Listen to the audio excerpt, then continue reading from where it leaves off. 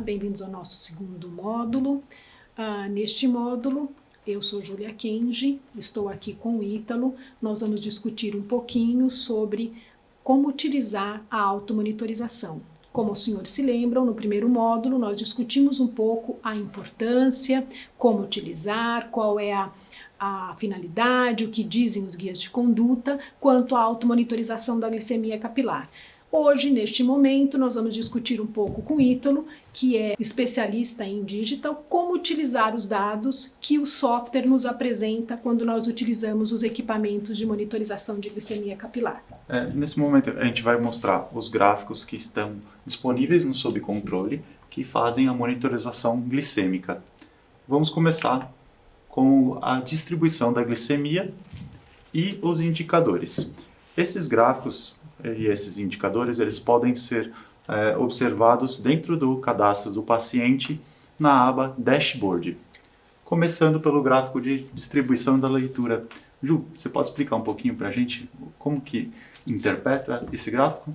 Bom, este gráfico para os senhores tem uma importância bastante relevante. É um gráfico que vai dar, ou seja, não só o gráfico, né, porque o gráfico em si é só a pizza, mas a informação, a imagem que é apresentada para nós profissionais de saúde, ela é muito rica, porque ela traz para nós muitas informações.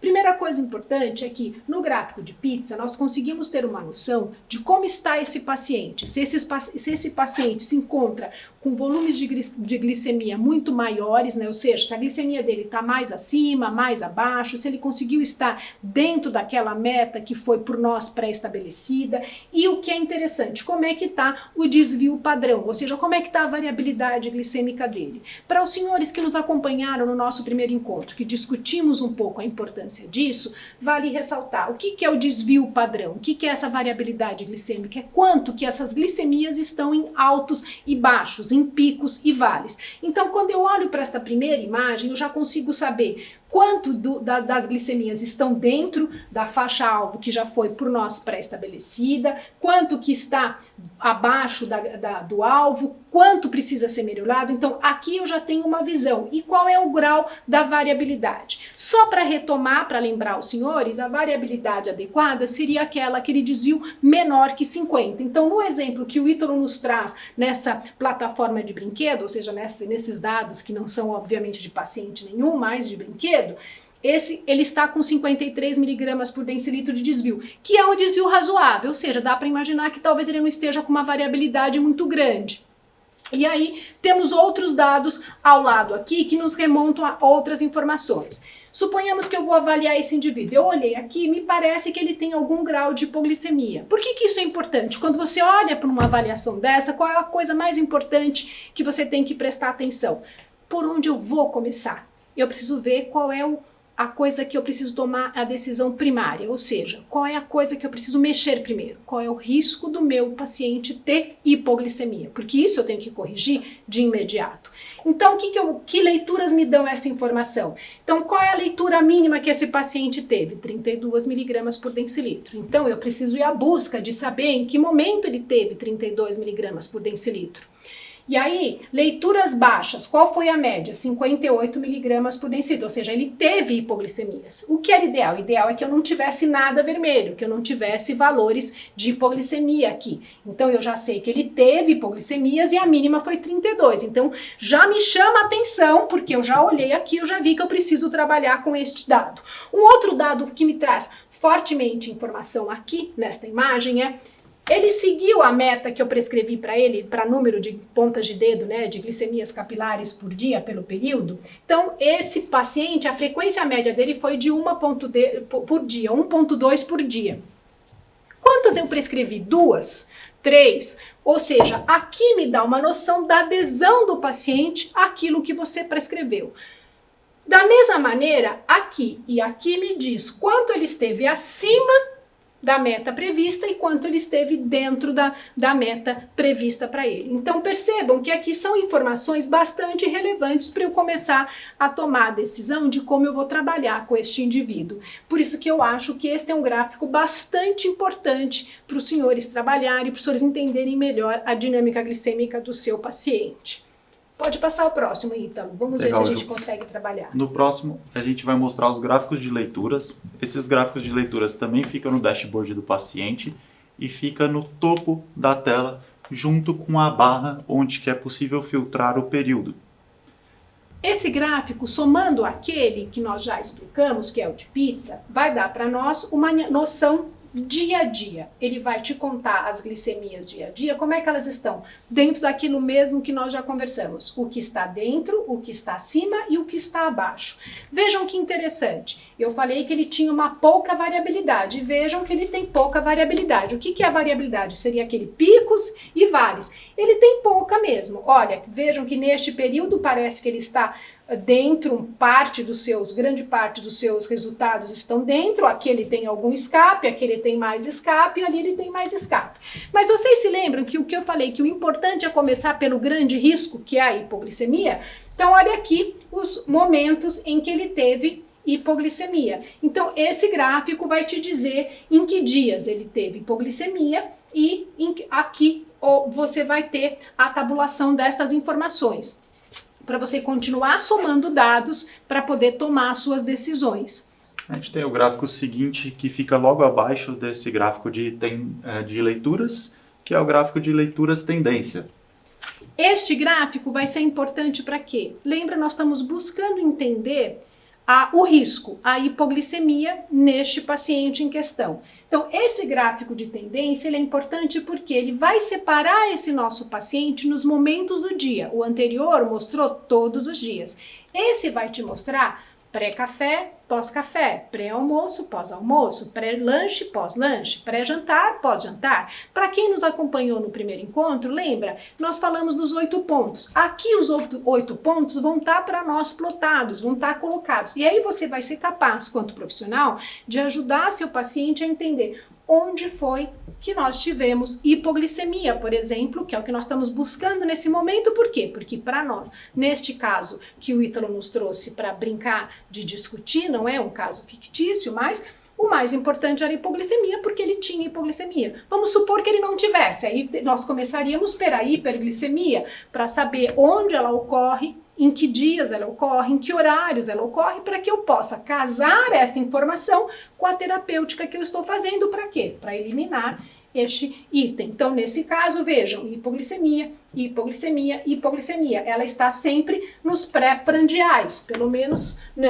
está sempre no pré-prandial. Então, está falando a favor de ter a ver com algum tratamento que seja, suponhamos, se for com insulina, as insulinas já são lentas. Se for com medicação, alguma medicação, medicação oral, no caso, de âmbito que trabalhe com as questões de pré-refeição. Então é assim que você vai avaliando passo a passo, não é isso, Ítalo? Perfeito. E os próximos? Eu só lembraria que esse ponto vermelho, no caso, é referente à mínima glicemia que ele fez durante esse período. O ponto azul é o máximo e o ponto cinza é a média, tá, das leituras durante esse período. No próximo, Ju, a gente vai ver a tabela, né, o diário de leituras.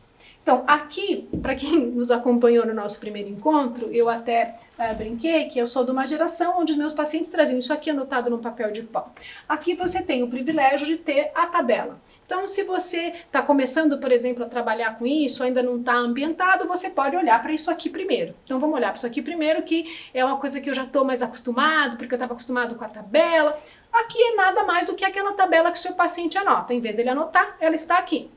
Ou se você quer avaliar se um paciente seu está anotando direitinho alguma coisa que você pediu para anotar e você quer casar, porque ele não pode apagar o que está aqui. Ele pode apagar o que ele anotou para você ou não anotar. Mas o que está aqui na memória do sistema, do computador, é impossível. Então, aqui serve apenas para você fazer esse encontro de contas e iniciar a sua avaliação. Porque você também vai ter os prés e os pós, dia a dia, para você avaliar. É só a tabela, né? O diário, que a gente costumava chamar na minha época de diário de anotação. Perfeito, Ju. Só lembrando que para encontrar essa tabela, eu vou voltar aqui um pouquinho no slide anterior. E no slide anterior, a gente tem um link aqui no canto direito superior, escrito tabela. Basta clicar nesse link que vai abrir a tabela com os resultados. E também, caso contrário, caso você queira voltar para o dashboard, basta clicar aqui no gráfico, que volta para os gráficos do dashboard. O relatório clínico, ele não fica no dashboard do paciente, até o momento tudo que a gente estava mostrando fica dentro do dashboard do paciente, mas esse relatório, por ser uma listagem, ele fica na aba Relatórios, né, no menu superior do Sob Controle. Basta clicar em Relatórios, procurar o relatório clínico de paciente. Tá? Só fazendo uma observação, você tem a opção de exportar tanto em XLS, que seria exportar em Excel, ou em HTML, que você viria diretamente no navegador. Esse relatório é um relatório que, apesar do título ser um relatório clínico, ele é um relatório que tem duas grandes funções para nós profissionais de saúde. Ele é um relatório administrativo e clínico.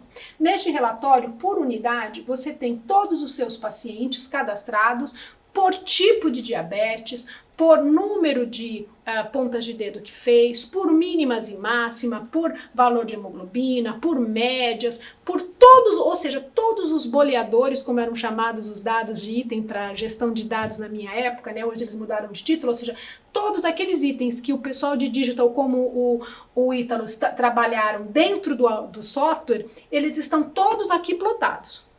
Então vamos supor que para nós profissionais de saúde você queira fazer um levantamento na sua unidade de quantos pacientes você está atendendo tipo 2. Você levanta essa tabela, você tem todos os tipo 2. Como estão esses seus tipo 2? Qual é o índice, né? Qual é sua taxa de hipoglicemia nos tipo 2? Qual é a sua taxa de hipoglicemia num determinado período dos seus tipo 1? Você tem todos esses dados.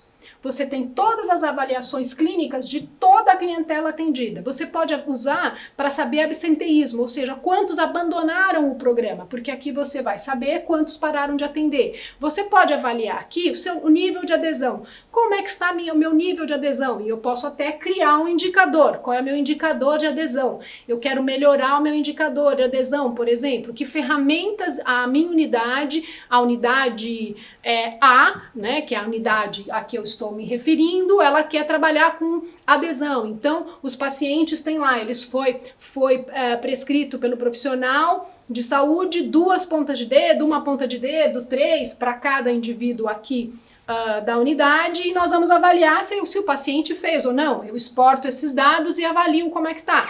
Descubro que o meu nível de adesão está em 50%. O que é que eu posso fazer quanto unidade, quanto grupo de educação, quanto grupo multidisciplinar para melhorar esta adesão? Posso criar um programa, não sei, vou trabalhar com isso. Ou simplesmente quero os dados para publicação, quero os dados para avaliação, quero os dados para comparação, quero saber como é que se comportam os meus idosos comprometidos, meus idosos não comprometidos, meus idosos muito comprometidos, minhas crianças tipo 1. Ou seja, ele é um gráfico extremamente rico para produção científica, um dado para evolução e criação de políticas públicas para acompanhamento da própria clientela aqui atendida, ou simplesmente para eu olhar um paciente em especial, ele todo. Eu quero olhar ele como um todo, em todos os gráficos anteriores, todos os dados estão aqui plotados. Então eu posso avaliá-lo na íntegra como um todo. Então é por isso que ele é um dado clínico, mas de avaliação tanto clínica como administrativa nesta questão. Então é um dado, um relatório bastante rico para nós profissionais de saúde, este relatório. Nós chegamos ao final, espero que os senhores tenham gostado e, como sempre, estaremos à disposição dos senhores.